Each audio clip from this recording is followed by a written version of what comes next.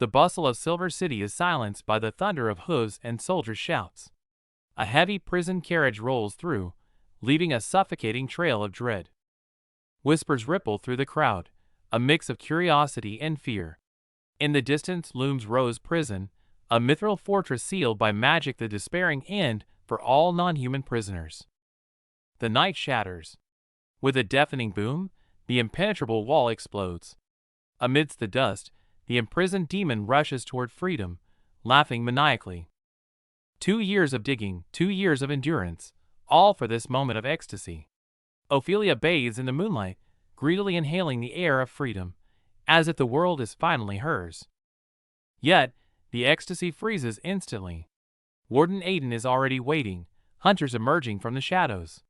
Her perfect escape plan turns into a trap of her own making. Facing Aiden's cold oppression, Ophelia's last shred of pride ignites. Rage consumes her as she unleashes a torrent of magic. She will fight to the death for her dignity. Resistance is futile. Her fury dissolves into a pathetic whimper on the cross. Before Aiden's unfathomable teleportation magic, the escape is nothing but a farce, easily crushed. While the world fears the legend, inside his office, Aiden sweats in terror.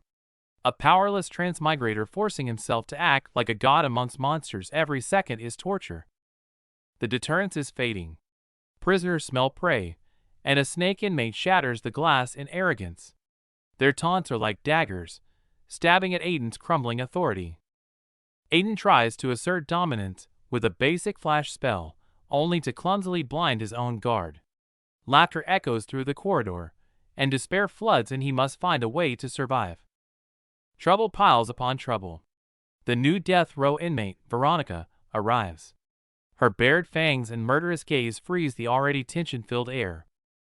Aiden clutches his forehead in agony. Fate seems to be playing a cruel joke. In this decaying Silver City, he feels himself slipping closer to the abyss. To survive, he must become cold. Seeing death row on the file, Aiden expressionlessly injects the sedative into Veronica, dragging her toward her fate. Under the night sky, Chief Rosen's words bite colder than the wind. It's a naked threat. If the prison's deficit isn't fixed, these non-human inmates must die accidentally.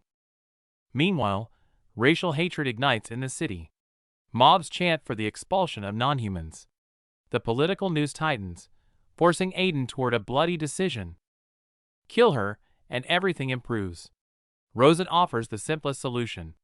In this power game, Veronica's life is just a pawn to be sacrificed to appease the mob. Aiden compromises in the dark. In these twisted times, justice is a luxury. His eyes turn cold as he decides to play by the cruel rules, even if it means dirtying his hands.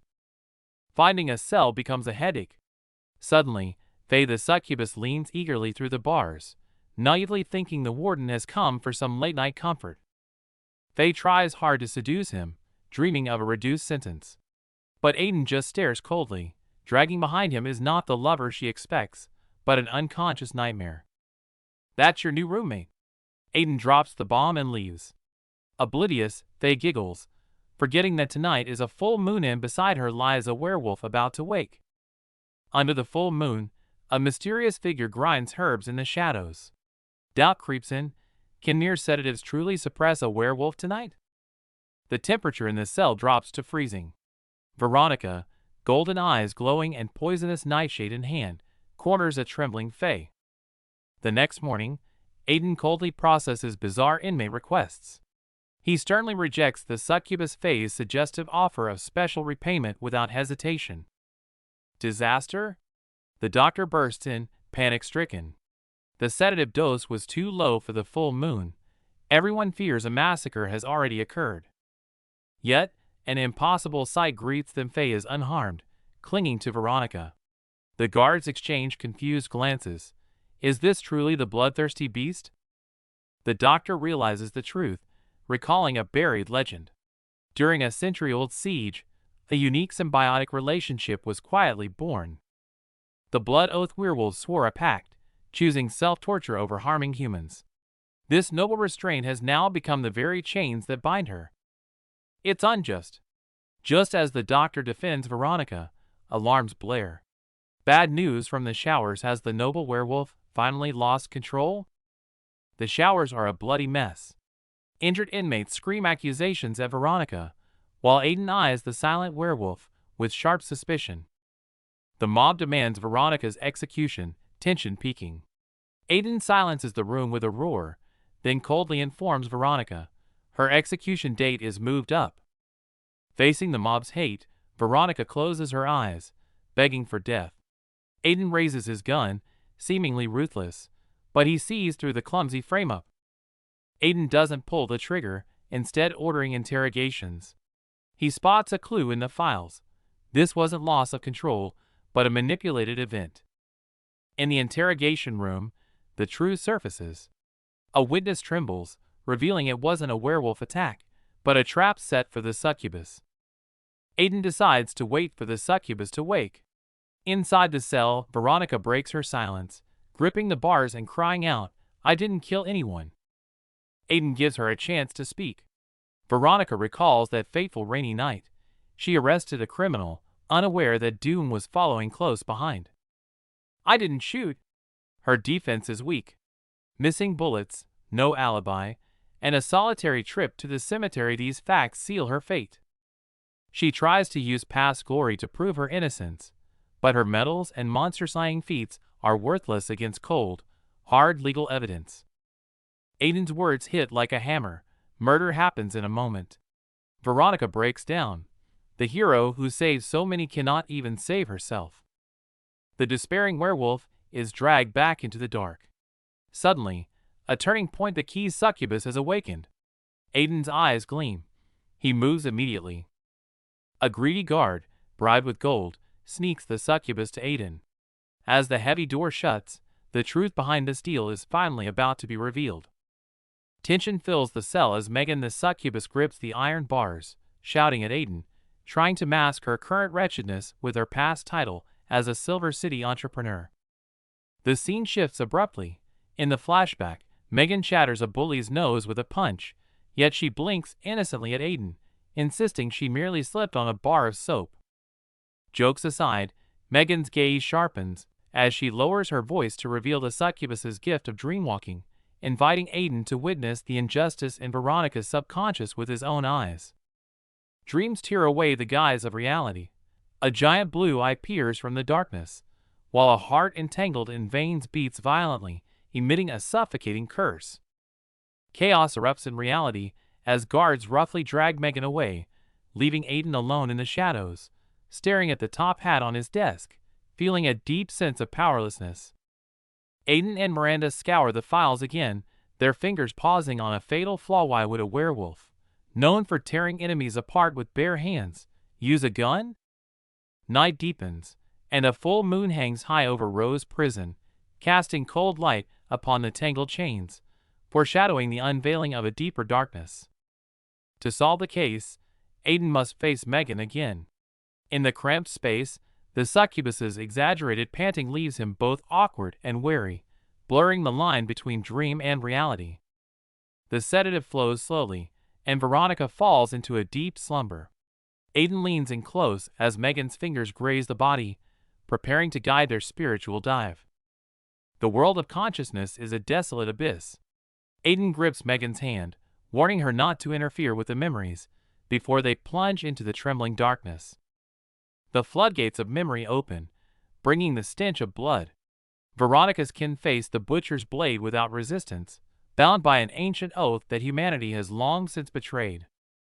The girl who trusted the law once pleaded with hope, only to be met with the official's cold mockery and heavier chains, as red rain washes away all justice. The gavel falls, shattering the girl's heart like a sledgehammer. She screams in despair on the guillotine, her cry of "Why?" echoing endlessly across the blood-soaked execution ground. Back in reality, watching Veronica convulse in pain on the hospital bed, Aiden finally realizes his opponent is not just a killer, but an entire manipulated judicial system.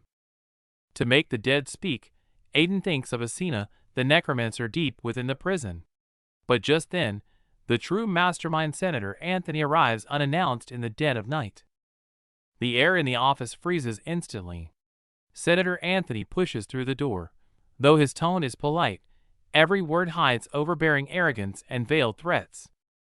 Anthony slams the newspaper onto the desk, the headline hailing Aiden as a demon-slaying hero. It is a carefully orchestrated trap of praise, designed to force his submission. The seasoned politician strokes Aiden's cheek, as if taming a beast, whispering temptations to abandon the truth in exchange for supreme political status. After the senator leaves, a thunderstorm rages outside. Aiden sits alone in the dark, fists clenching audibly, before abruptly standing up, the fury in his eyes outshining the lightning. Since light cannot pierce the darkness, he must descend into deeper shadows. Aiden turns the secret mechanism and carries a lone lantern into the depths, going to awaken the forgotten monsters. Heavy footsteps echo in the dim dungeon as Aiden stands once again before the imprisoned goddess of conspiracy, Meliphilia. She effortlessly snaps her chains, her crimson eyes revealing she had long predicted his return for help. A massive chessboard materializes as Meliphilia issues a challenge with a playful glint in her eyes. To get the answer he seeks, Aiden must defeat her in this game where fate itself is the wager. Transition. While the rest of the world continues to turn, Aiden must focus entirely on the crisis unfolding before him. Back in the depths of the prison, Aiden struggles with a heavy mechanism.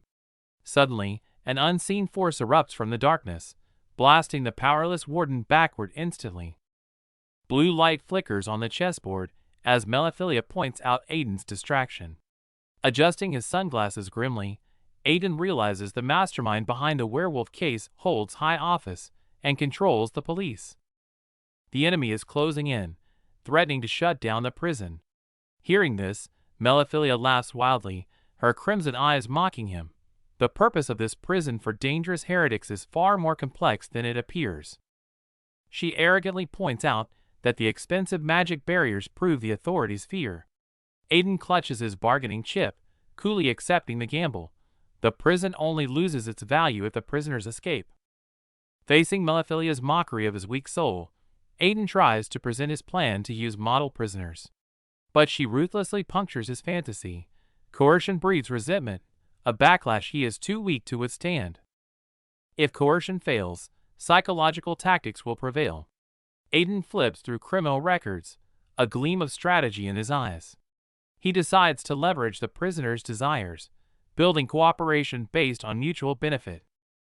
1,000 prisoners mean 1,000 ways to break the deadlock. Aiden slams down the checkmate piece with ambition. Yet, Meliphilia's eerie question follows. If he loses this gamble, can he afford the price? An immense pressure descends as Meliphilia reveals she summoned Aiden's soul. Looking down at the sweating Warden, she delivers a warning laced with amusement. Do not disappoint her. Having dealt with the goddess of conspiracy, Aiden rushes to the cell of the S-class necromancer, Asura. Facing this dangerous prisoner who jokes about him being a corpse, Aiden is ready with a plan. Asura arrogantly refuses to be a slave until Aiden offers a deal. She tosses him a purple pendant claiming it can summon souls, but this simple tool hints at hidden risks. To demonstrate, Asura activates the pendant. Instantly, purple necrotic energy erupts, forming a massive skull phantom that rushes at Aiden. Terrified, he clutches the pendant as his heart skips a beat. Aiden pretends to be calm as he pockets the pendant, though his legs tremble. Asura, mistaking his fear for suppressed rage, is terrified of provoking the unfathomable Warden as he hurries away. Before leaving, Aiden plays his trump card, the latest best-selling novels. For the knowledge-hungry Asura, this is more effective than any threat, instantly turning her hostility into starry-eyed delight. Transition, preparations complete, Aiden is about to embark on his journey to uncover the truth and reveal the buried secrets. Night falls, and the mournful cawing of crows echoes through the empty graveyard. Aiden pulls his hat low, stepping alone into this silent realm to execute his crazy summoning plan. Facing an urn of ashes, Aiden awkwardly discovers the pendant gets no response. He taps the urn, but only a crisp echo mocks his naivety. Without a corpse, magic is useless.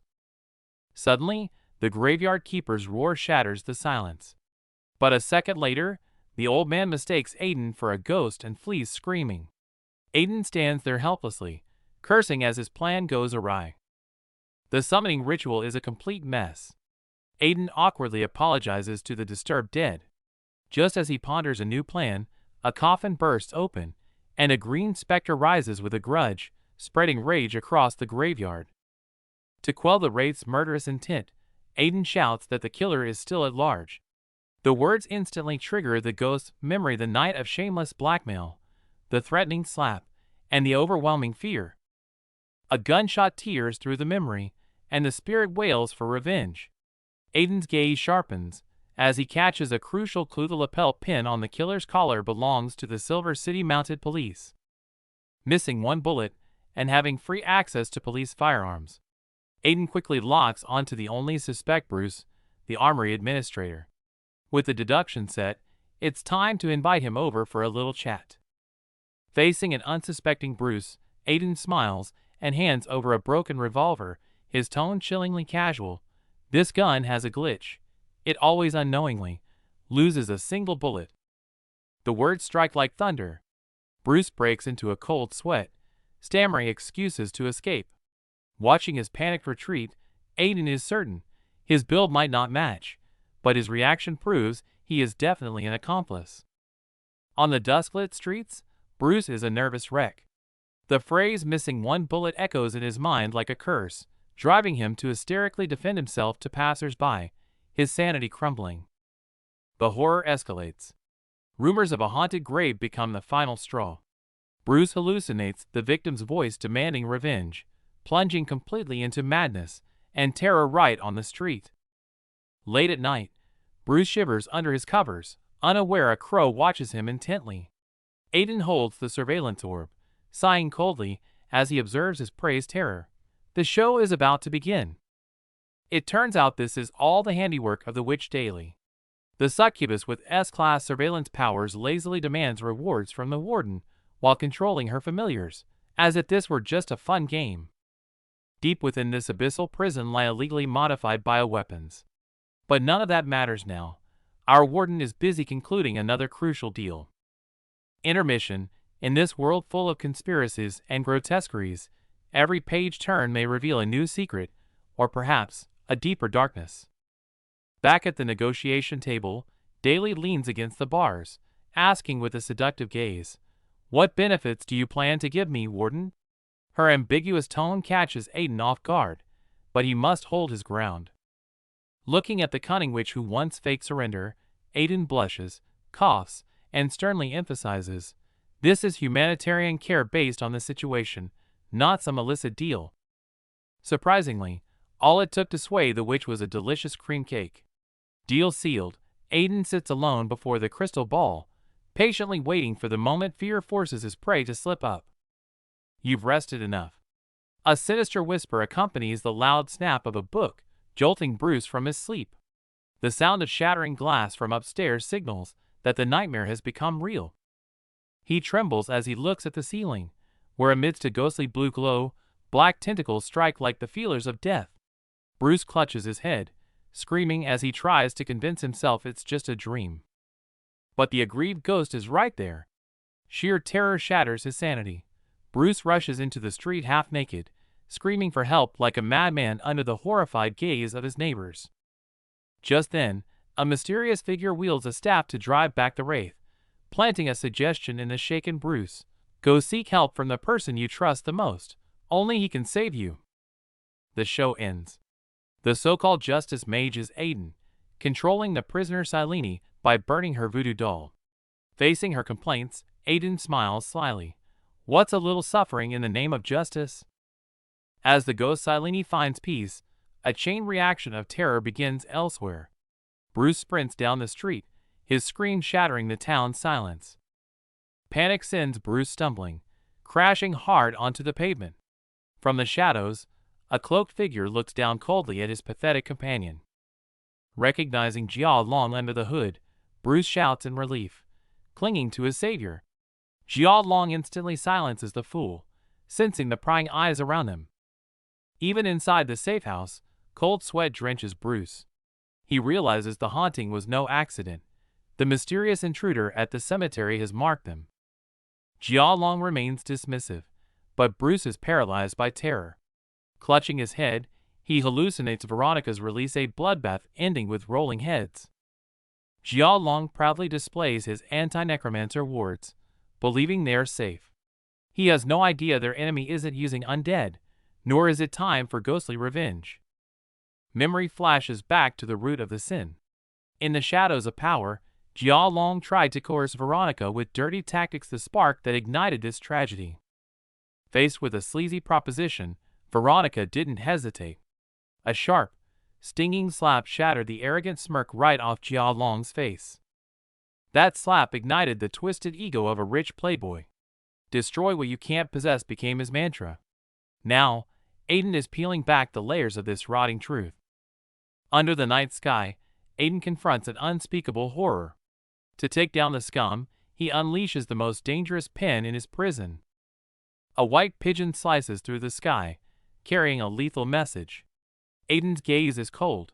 Since logic failed, magic will drive the coward into the abyss. Subject 13's mysterious correspondence activates.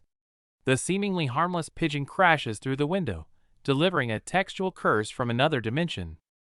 Bruce stares in horror at the alien glyphs. The text writhes, turning into burning tentacles that ignite his sanity and drag his mind into a dizzying abyss. The world begins to warp before his eyes. The peaceful town outside the window now pulses with a suffocating, ominous aura in his shattered senses. Hallucinations consume reality. Through Bruce's eyes, the sky tears apart, and a massive green vortex swallows the city. The apocalypse is here. Eerie laughter fills the manor. Bruce pushes the door open, trembling, staring helplessly at a world falling apart, terror seizing his soul. He screams into the world in the hall.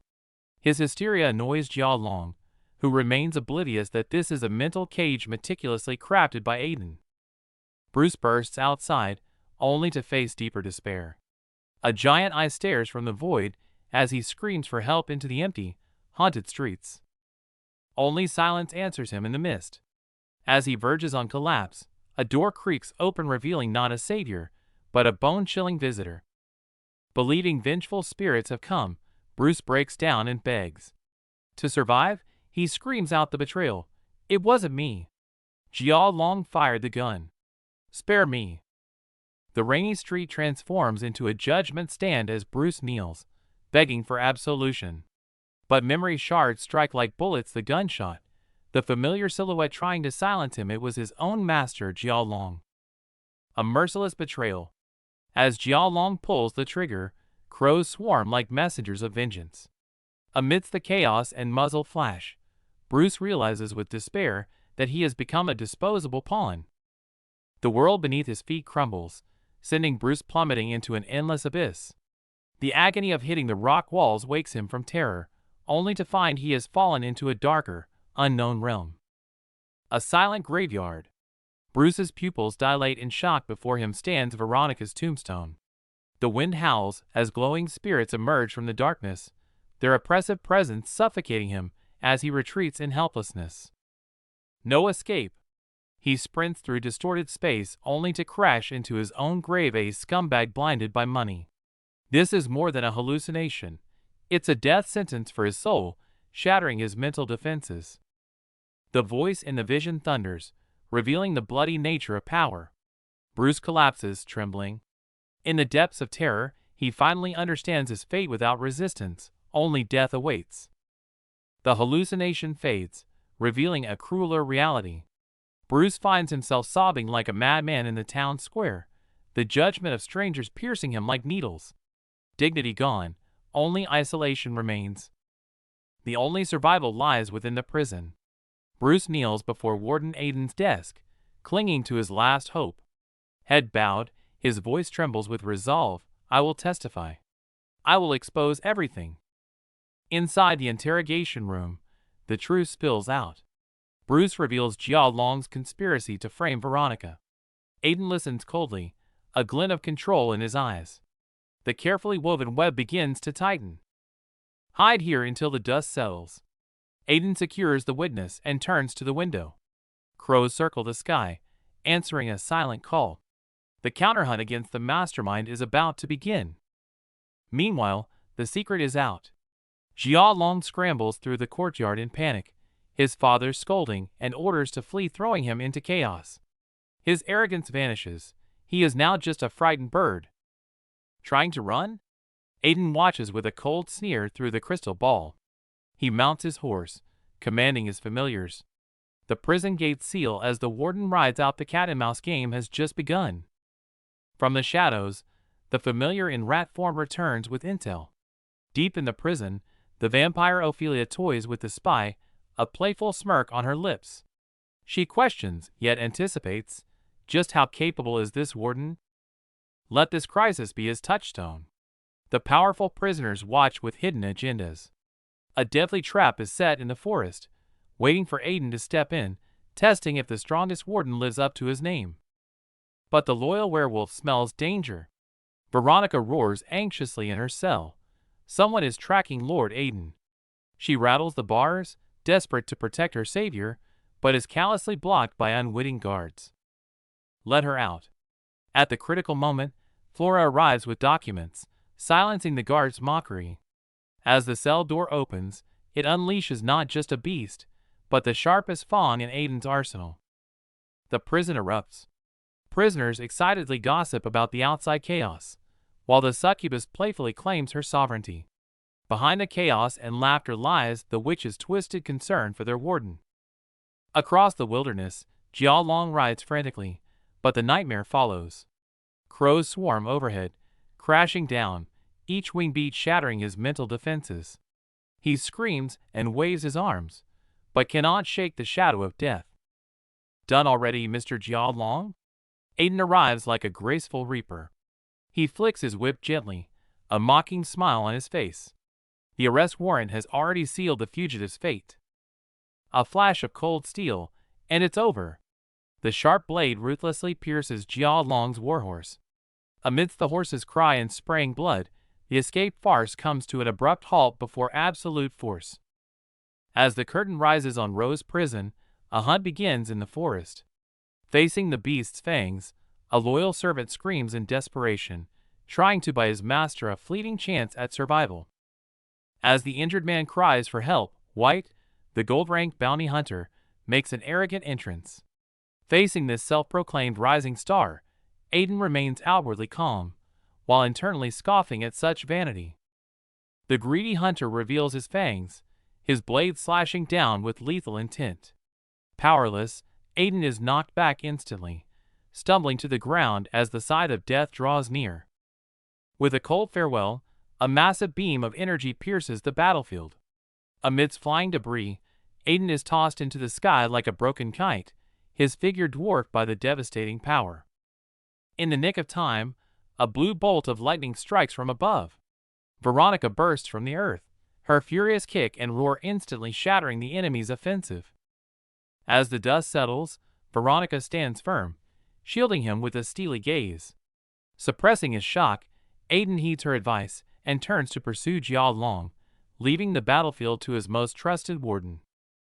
Ignoring Aiden's warning, the slighted bounty hunter erupts in rage, roaring as he unleashes a fatal strike.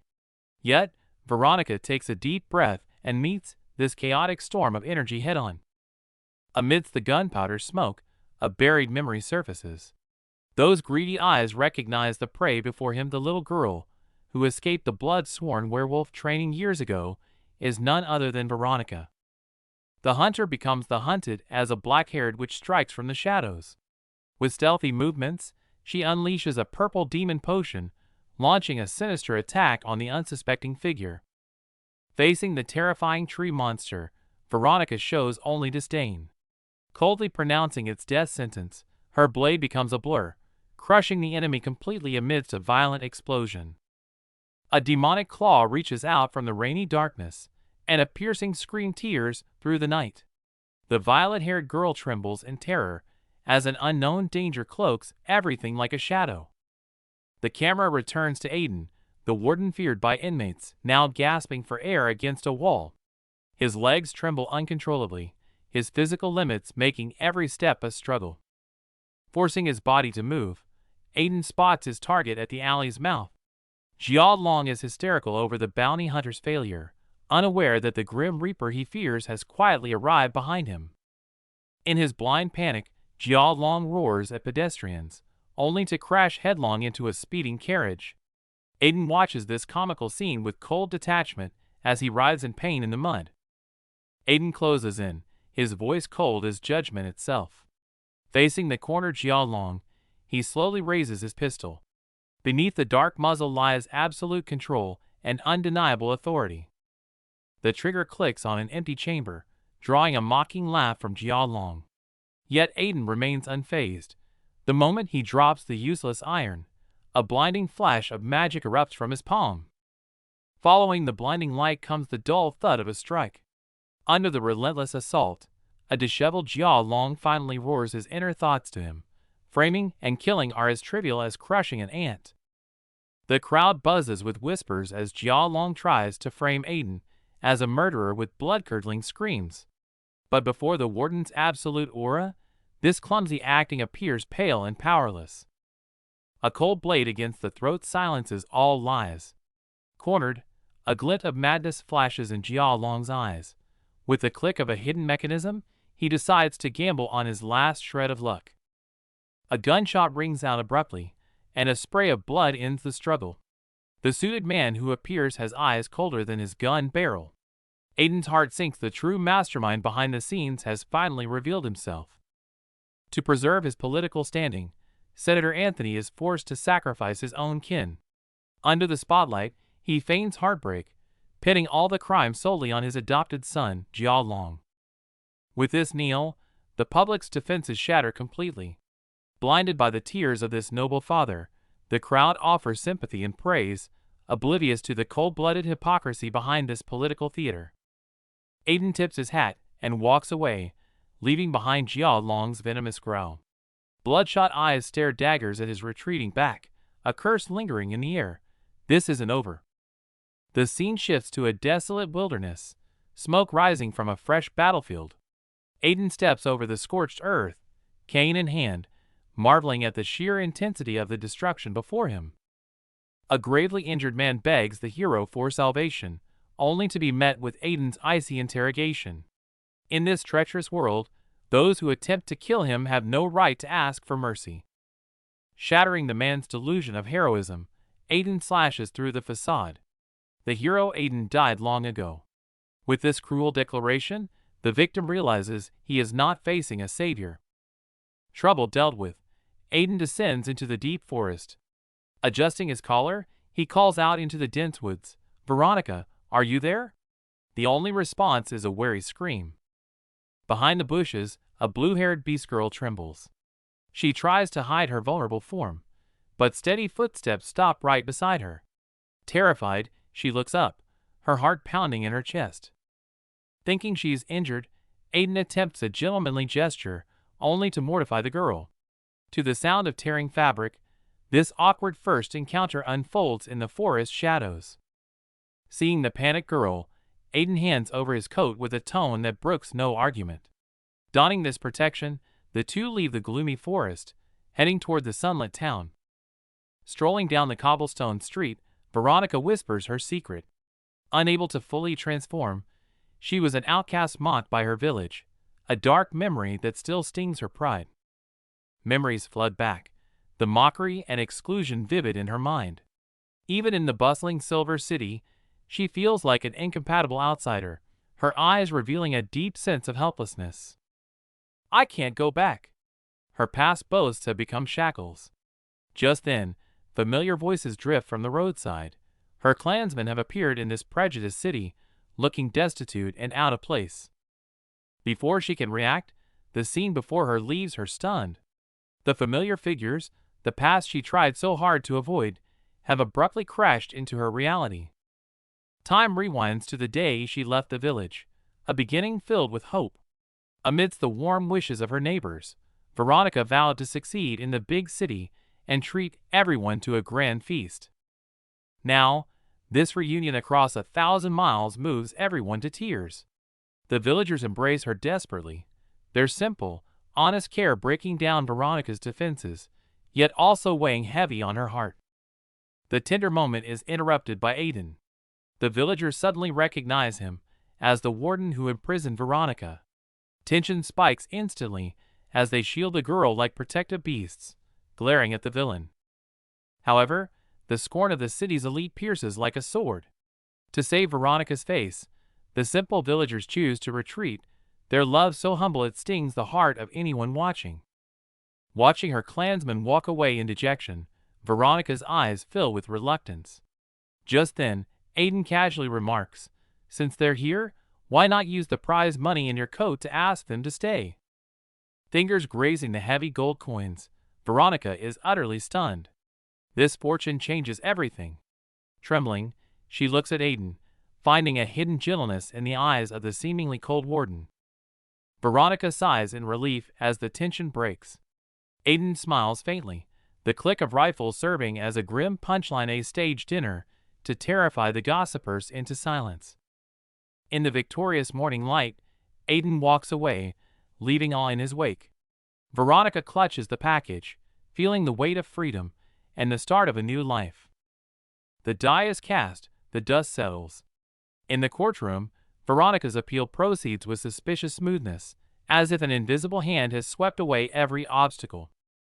Senator Anthony sits cold as ice in the defendant's chair. To save his power, he severs all ties, abandoning his adopted son Jiao Long to the freezing rain and the weight of all crimes. A cold gun against the forehead fatherly love turns into a lethal threat. Is it fear of scandal or a darker secret? The truth dissolves into the endless black fog along with the rain. Veronica's retreating figure carries a hint of loneliness. Meanwhile, the chess game continues. Melophilia looks down at Aiden, her all-seeing eyes glinting dangerously. Have the pawns been rewarded? It's not for them, it's for you. Melophilia's smile sends chills down the spine, leaving Aiden sweating in the interplay of light and shadow. The die of fate rolls again. The brighter the light, the deeper the shadow. A strange sight in the morning cafeteria daily, the lazy witch who usually sleeps till noon, is up at the crack of dawn, her eyes gleaming with hunger. Facing the prisoner's doubts, Daly smugly accepts the exquisite cake. It's the special medical diet Aiden promised, and she savors the sweet taste of privilege amidst their jealous glares. A bunch of fools! Daly chuckles inwardly, walking away proudly with her prize. Meanwhile, in the silent library, another transaction of desire is quietly unfolding. Boredom vanishes as Asina reveals a new book. Bookworm Ayal's eyes instantly light up. It's the treasure she's dreamed of. She'd wash socks for 2 months just to touch it. Ayal treasures the bestiary like gold, diving into a sea of knowledge. But deep in the prison, a massive shadow stirs, a hand grips the bars, and a chilling greeting echoes. Though Jalala tries to keep a friendly smile, the prisoner behind the bars ignores her words. It reaches out a sticky purple arm, giving the wood elf a suffocating embrace. Water splashes in the steamy bathroom. Outside, Faye isn't waiting for a monetary reward. Her eyes glint with cunning. What she wants is something far more satisfying: revenge. Give me the ones who bullied me! Faye makes her demand to Aiden, a sweet yet cruel smile on her face. Aiden turns his back, tacitly allowing the lynching as long as no one dies. Screams echo in the cell as Faye enjoys her feast of revenge. Far away in his mansion, a furious Senator Anthony picks up a photo, deciding to awaken the terrifying monster, the Ant Queen. I will make Aiden pay! Anthony's roar shatters the air. The flames of revenge are lit, and a bloody storm is about to descend upon Rose Prison. A new chapter opens in the misty forest. Jalala, the seemingly harmless wood elf, stands there with an innocent smile, but don't let that cute appearance fool you.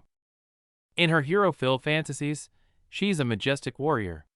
In reality, this little one single-handedly blew up an entire noble plantation, a true genius of destruction. Despite being a prisoner, Jalala, the wood elf, enjoys a surprisingly comfortable life. While guards feign strictness, she revels in their hidden leniency.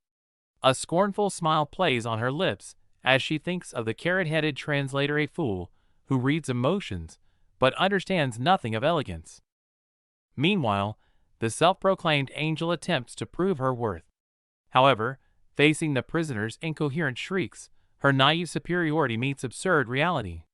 She realizes with horror that a simple loss of control from this monster could trigger not just a mess, but a world-ending catastrophe. This is a small matter. Ignoring Warden Aiden's weary warning, Angel confidently boasts about her skills. But the moment she truly faces the entity, her smile freezes. Her pupils dilate in shock, and all her arrogance instantly crumbles into speechless terror. In the Wood Elf's eyes, all things possess spirit, except for this purple-eyed girl. Instead of life, Angel sees only a bottomless black hole, no emotions, just suffocating emptiness. Cold sweat trickles down her forehead as she begins to question reality itself. It's just a meat lump that eats. Angel delivers her desperate conclusion. Aiden remains silent, but as he opens the cell door, an invisible force tears at his hand. Blood seeps out, but he coldly hides the injury, downplaying the dangerous encounter. Facing the terrifying abyss, Aiden begins telling the story of Cinderella as if speaking to a child, a gesture of bizarre warmth that baffles Angel. Meanwhile, outside the prison, a mysterious merchant enthusiastically peddles magic potions, setting the gears of fate in motion. In a dark alleyway, two evil forces converge. To save his crumbling political career, Senator Anthony offers bait to the masked Ant Queen surrender and enter Rose's prison to save her daughter. It is a brutal trade with lives as chips. Suspicion vanishes in the face of a common enemy. The senator hands over a top-secret prison defense map, his eyes dark with malice. To eliminate Aiden, he is willing to betray Silver City's secrets and even weaken the anti-magic array. A vicious chain of schemes takes shape: cut the guards from the outside, incite riots inside, and unleash the Ant Queen's army.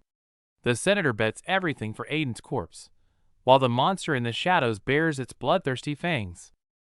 As the potion is injected, the agony of bone shattering elicits a manic roar. When the pink smoke clears, the nauseating monster has transformed into a stunning smuggler named Mary. The disguise is complete. The hunter is ready to enter the hunting ground. Meanwhile, another mother makes her final preparations. Unlike the monster, this woman's eyes are filled with tears. To save her imprisoned daughter, she resolutely decides to step into that hell. Forces from all sides are surging toward Rose's prison. Confidential file unlocked. Prisoner number 0233 Jalala. A seemingly harmless forest girl, but in reality, an emotion sensor deposited by nobility. Beneath the prison's calm, every face hides an untold secret. The scene shifts back to the peaceful streets of Silver City.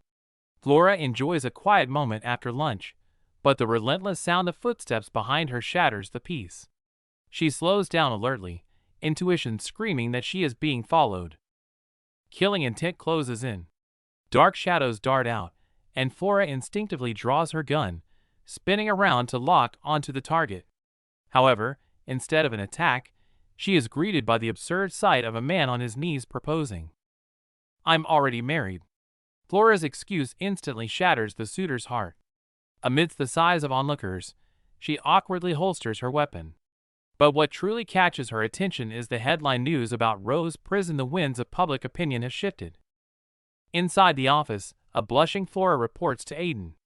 The article sexualizes female guards as Valkyries, attracting unwanted admirers. Facing Aiden's teasing, she sighs helplessly.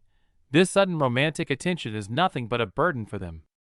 Hesitating, Flora finally hands over the document, a high-paying offer from the Imperial Women's Prison. She expected a reprimand, but Aiden simply smiles warmly. Instead of holding her back, he generously encourages her to pursue a brighter future. Scarcely has Flora left when the assistant bursts in with a medical school acceptance letter. The successive resignations make Aiden break out in a cold sweat. He realizes this is a premeditated crisis. Under the night sky, the prison stands on shaky ground. The news spreads like a plague. Prisoners sense the gaps in patrol and begin to stir, while guards excited discuss high-paying temptations outside. A long line forms for resignations. Loyalty crumbles instantly in the face of better prospects. If this continues, the prison will collapse. The remaining staff stare at the empty roster in panic. The senator's strategy has worked perfectly. As guards leave in droves, the cage holding countless monsters is losing its final lock. Chaos is imminent. Pin-up resentment finally erupts as guards scream in anger, throwing their resignations into the air.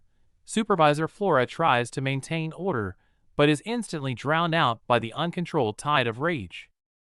Bang! A massive slam silences the room as the mysterious man strikes the desk, his roar drowning out the storm outside. His cold gaze sweeps over the crowd, sternly condemning their childish abandonment. The previous clamor instantly turns into dead silence. Guards lower their heads, lining up under absolute pressure, with only the cold sound of metal friction echoing in the air. Meanwhile, a darker conspiracy brews in the rainy night. The mastermind looks over the mess, a hideous sneer curling his lips as the flames of revenge grow amidst the downpour. Back at Rose Prison, the fortress holding witches faces unprecedented emptiness. Scattered items in the office silently narrate the chaos and crisis that just occurred. Sensing the absence of guards, inmates frantically bash against their cell doors, their roars echoing through the corridors, while at the empty entrance, a blinding light heralds a turning point. On the prison plaza, the remaining administrators wear grave expressions, looking at the emptiness around them. They know the secret won't keep, and once the inmates confirm the lack of guards, the consequences will be unimaginable. Just at this critical moment, an unsuspecting applicant knocks on the door. Before she can react, a guard rushes out in terror, announcing the start of the riot. The long-suppressed monsters finally tear away their disguises, mocking the guards' weakness. Amidst waves of maniacal laughter, the riot detonates instantly like wildfire inside the prison. Just as chaos threatens to swallow everything, the familiar figure in the black top hat steps forward. Inmates cry out Aiden's name, only to be shocked to find the former prisoner standing beside him. Facing the mockery and provocation of her former cellmates, Veronica remains silent but grips her weapon tightly, her eyes unwavering. This is her first trial as a prison guard. In a flash, Veronica throws a punch, instantly sending the provocateurs flying. She looks around dominantly, deterring every pair of eyes peering from the darkness with absolute force. Demonstrating her S-rank combat power, she now proudly shows off her new identity to old acquaintances. In this dramatic reversal, the werewolf girl vows to become Aiden's sharpest fang. No sooner has the riot settled than reality strikes cold. Facing the finance director's ruthless budget cuts, Veronica stares in shock, finally realizing the immense cost of keeping this den of monsters running. Deep within the heavy files, more dangerous entities, like the Gorgon, lie dormant, waiting to devour every penny of the budget and every moment of peace. The new challenge has just begun.